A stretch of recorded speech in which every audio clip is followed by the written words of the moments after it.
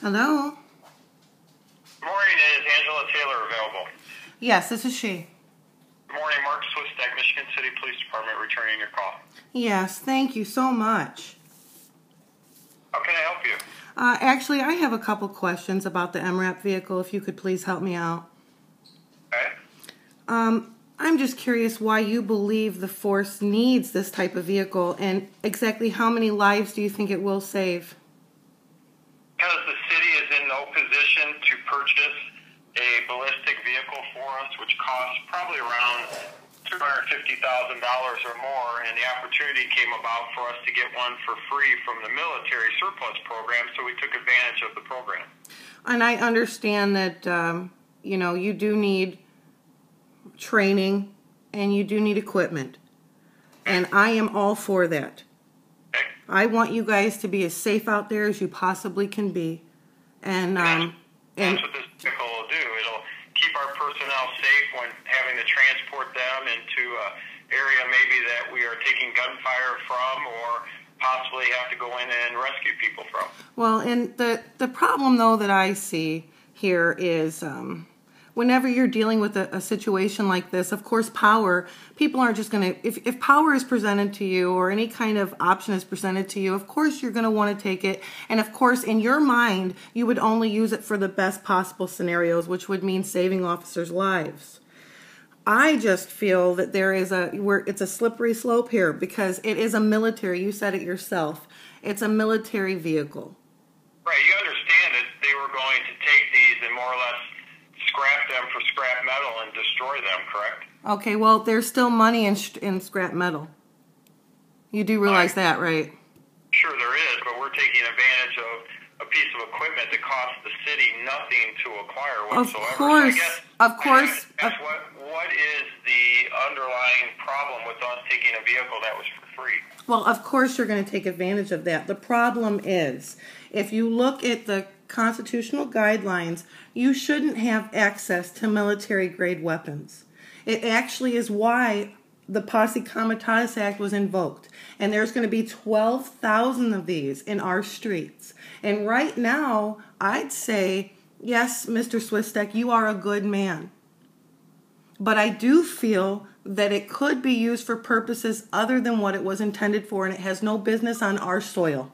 That's how I feel. I can assure you, Mrs. Taylor, that it won't be used for that. Have you ever been shot at before? Officer SWISTEK, I just want to ask you, I don't know if you remember me or not, but I tried to file a complaint against Officer LaGrosse in 2011, and I still have a letter here with your letterhead on it that said that I was not allowed to make that complaint. I don't recall what that was about. It was because it was at that point you said it was because it was in the courts, but all charges were dropped against me, and I still was never allowed to make a complaint against Officer LaGrosse. So if you ask me, do I feel that your department is completely uncorrupted, I would say no, I feel your department is a little bit corrupted.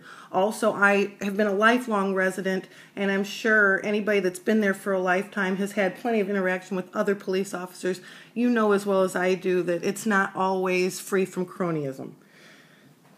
It's the truth. So with that in mind, how many armed hostage situations did your department have in the last 5 years other than domestic?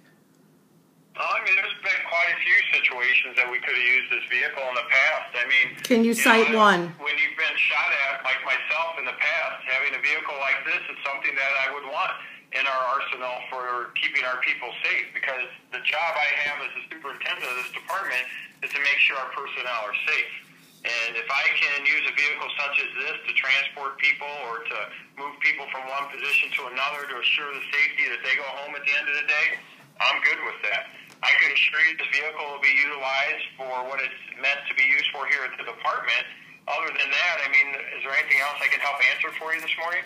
I just was going to ask you to cite one. I asked one situation where that could have been used as far as in this last year even. A couple weeks ago, we had a suicidal male that was in the house with over 20-some guns, and as our officers approached the house, he fired a gunshot from inside the house. This vehicle would have been perfect to pull up into the front lawn to hide our personnel either in or behind while a hostage negotiator negotiated through the bulletproof glass in the vehicle. So just in recent weeks, we had an individual shoot while we were at his residence. And this is why you need to understand that we have a very, very dangerous job. A job that is often not appreciated by the community, and often, yes, we are referred to as the military because we are a paramilitary organization. You are not. You are not. Safe from overseas threats and that. We keep you safe from domestic threats here in our own community. And I understand that, and I'm going to tell you I'm grateful, and I, in no disrespect, in no way, shape, or form, am I saying that your job that you signed on for is not extremely stressful. And I understand that, but it's not a paramilitary. It was never meant to be. And I will tell you that there are a lot of people that object to you having this type of weaponry here in Michigan City, and I'm going to continue to, I'm waiting to hear back from Mir, but I also am going to set it for agenda so that the public has an opportunity. I do not believe that you should have taken or accepted this without the public being involved because you are a civil servant. And you knew that when you signed on to the job.